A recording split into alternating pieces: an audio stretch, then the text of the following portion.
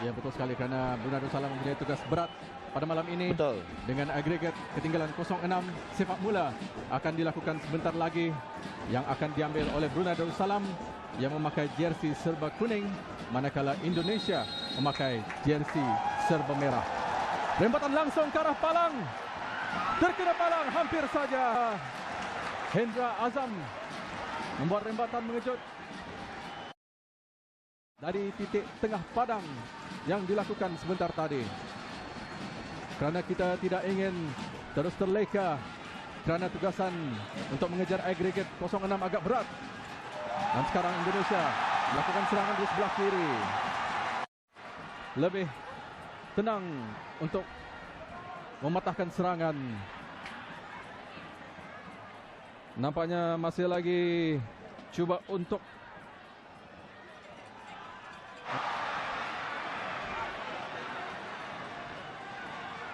dan sekarang Indonesia. Egy Maulana membuat hantaran ke tengah. Ditanduk.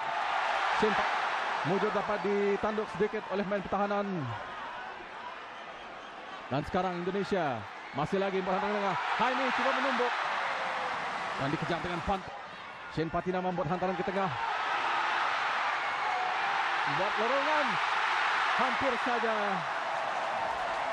Barulah kita nampak permainan daripada pasukan kita berbeza dengan di leg yang pertama, di mana kita cuma hanya bertahan di bahagian bawah.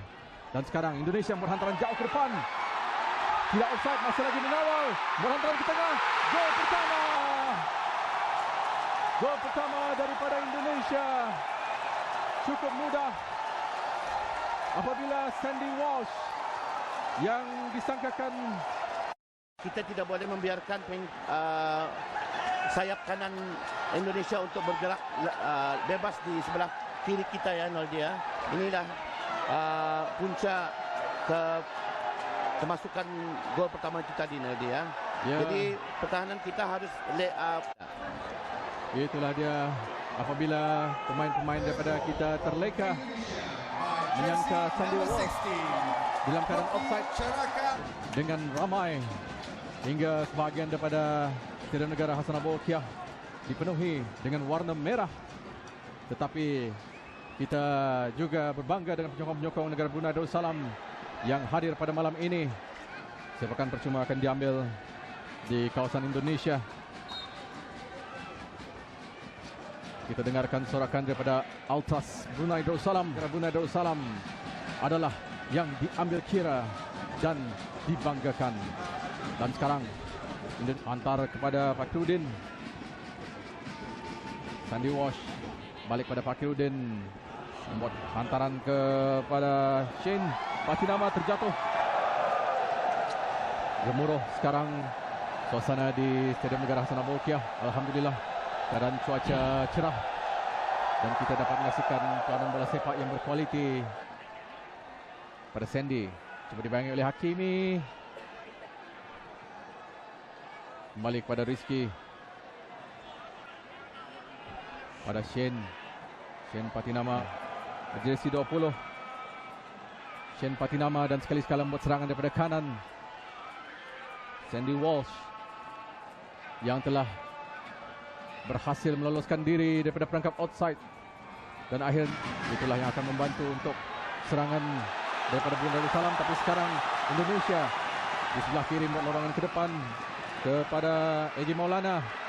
Mojur dapat dikawal dan dibiarkan saja kepada Haimi. Adalah tawanan kelayakan Piala Dunia 2026 untuk leg yang kedua, di mana pemenang pada pusingan pertama ini akan mara ke pusingan kedua. Jersey merah ketimbang dengan jersey kuning hitam, warna dari dan kalau tiket dijual lebih banyak, saya yakin akan terus laku ya bagi belajar dari pertemuan pertama mereka yang sama sekali tampaknya kesulitan untuk bisa memberikan counter attack pun tampaknya sangat kesusahan ya. Iya. Dan dimensi lapangan ya kalau bermain di Gelora Bung Karno lebih panjang dan lebar, ini membuat para pemain juga seolah kesulitan seperti tim-tim yang beraksi layaknya Brunei. Ya. Mereka lebih Muhammad Haimi yang mempunyai pengalaman tenang dengan melebarkan badannya di kawasan tanah agar dapat mengawal percubaan daripada Dendi Sulistiawan.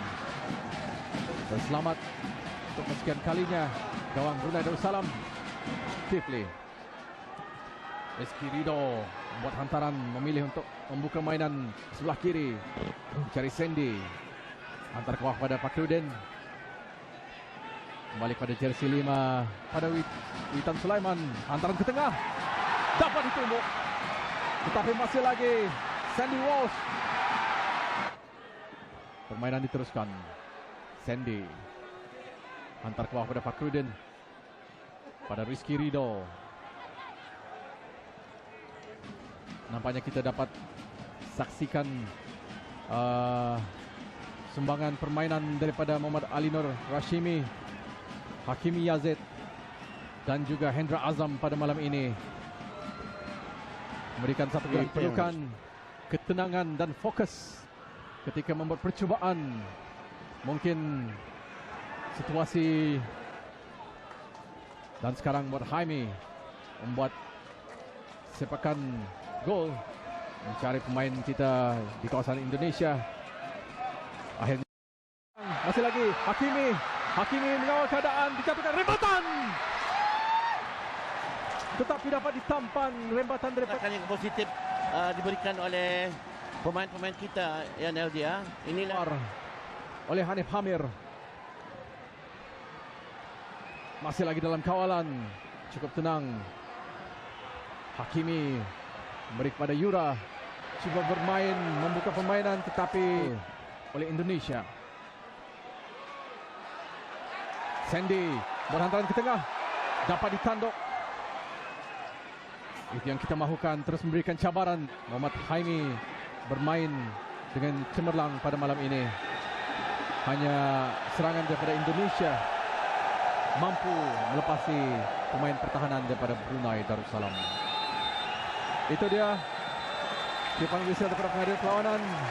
Kedudukan 3-0. Oke guys, itu tadi adalah penampilan dari Sandy Walsh saat melawan Brunei Darussalam. Gimana menurutmu? Tulis di kolom komentar. Menyebabkan kita ketinggalan 3-0 ya. Jadi perkara ini harus diambil kira daripada ketua jurulatih untuk tidak lagi membiarkan pemain-pemain Indonesia bergerak bebas di kiri kanan defensive third kita. Jadi harusnya jurulatih kita sudah tahu yang pemain-pemain Indonesia mempunyai kelebihan.